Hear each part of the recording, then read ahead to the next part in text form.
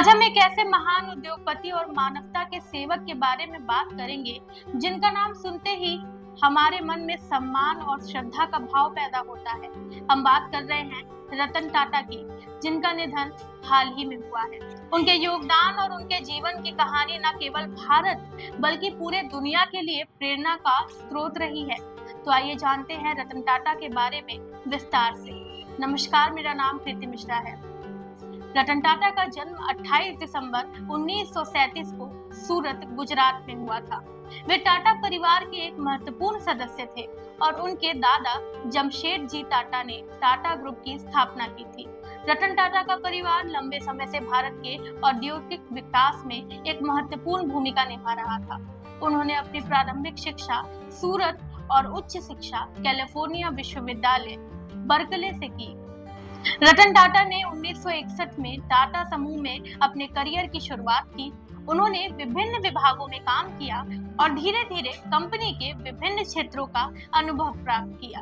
1991 में उन्होंने टाटा ग्रुप के अध्यक्ष का पद संभाला और इसके बाद उन्होंने टाटा ग्रुप को नई ऊंचाइयों पर पहुंचाया। रतन टाटा का कार्यकाल कई महत्वपूर्ण उपलब्धियों से भरा रहा। उन्होंने टाटा मोटर्स को एक नई दिशा दिखाई और टाटा इंडिका, भारत की पहली स्वदेशी कार, और टाटा नैनो, दुनिया की सबसे सस्ती कार जैसे प्रोडक्ट्स को सफलतापूर्वक लॉन्च किया। उनके नेतृत्व में टाटा ग्रुप ने कोरस स्टील और जैगुआर लैंड रोवर जैसी प्रतिष्ठित कंपनियों का अधिग्रहण किया, जिससे समूह का अंतर्राष्ट्रीय स्तर पर विस्तार हुआ। उनका विश्वास था कि व्यवसाय को समाज के लिए जिम्मेदार होना चाहिए। इस दृष्टिकोण ने उन्हें एक नैतिक व्यापार नेता बना दिया।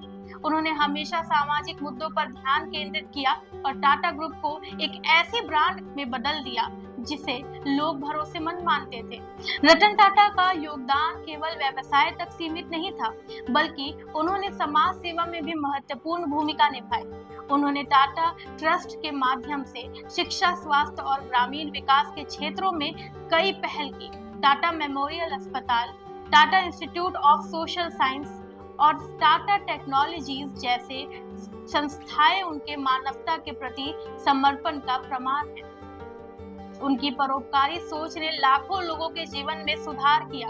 उन्होंने हमेशा कहा कि समाज की भलाई में व्यापार की सफलता निहित है। इस विचारधारा ने उन्हें न केवल एक सफल उद्योगपति बल्कि एक सच्चे मानवतावादी के रूप में भी स्थापित किया।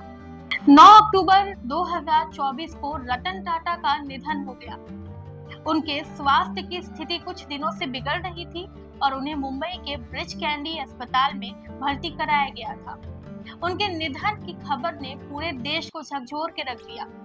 भारत ने अपने एक महान उद्योगपति, समाज सेवक और दूरदर्शी नेता को खो दिया। वहीं उनके निधन के बाद न केवल आम लोगों बल्कि उद्योग जगत और मनोरंजन की दुनिया के कई बड़े नामों ने भी उन्हें श्रद्धांजलि अर्पित की। अमिताभ बच्चन ने अपने ट्वीट में लिखा, रतन टाटा का निधन केवल उद्योग जगत के लिए नहीं बल्कि पूरे देश के लिए एक अपूरणीय क्षति है और उनकी सादगी, दूरदर्शिता और मानवता के प्रति समर्पण हमेशा याद रहेगा। शाहरुख खान ने कहा, रतन टाटा का जीवन एक प्रेरणा है। उनके विचार और कार्य सदियों तक याद किए जाएंगे। दीपिका पादुकोण और अक्षय कुमार जैसे सितारों ने भी अपने अपने तरीके से उन्हें श्रद्धांजलि दी।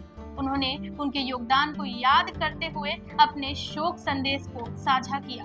वहीं टीवी इंडस्ट्री के कई सितारों ने भी उनके निधन पर शोक व्यक्त किया, ये कहते हुए कि रतन टाटा का योगदान और उनकी सोच हमेशा प्रेरणा का स्रोत बनी रहेगी। रतन टाटा का जीवन एक मिसाल है कि कैसे एक उद्योगपति समाज के प्रति अपनी जिम्मेदारियों को निभा सकता है।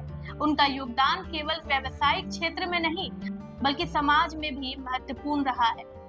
उन्होंने नैतिकता और मानवता को अपने व्यवसाय का हिस्सा बनाया। उनकी विरासत आने वाली पीढ़ियों के लिए प्रेरणा का स्रोत बनी रहेगी। उनका निधन न केवल भारत के लिए बल्कि पूरी दुनिया के लिए एक अपूरणीय क्षति है। रतन टाटा का नाम हमेशा सम्मान और श्रद्धा के साथ लिया जाएगा।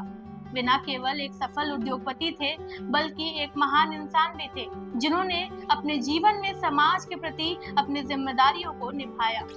इस प्रकार रतन टाटा का जीवन एक प्रेरक कहानी है, जो हमें ये सिखाता है कि सफलता का असली मतलब केवल धन और शक्ति में नहीं, बल्कि समाज और मानवता के लिए एक सकारात्मक योगदान देने में है। हम सब रतन टाटा को उनकी महानता और योगदान के लिए हमेशा याद रखेंगे। हमारे द्वारा दी गई इन्फॉर्मेशन आपको कैसी लगी, कमेंट करके जरूर बताएं और देखते रहें जनदर्पण न्यूज। धन्यवाद।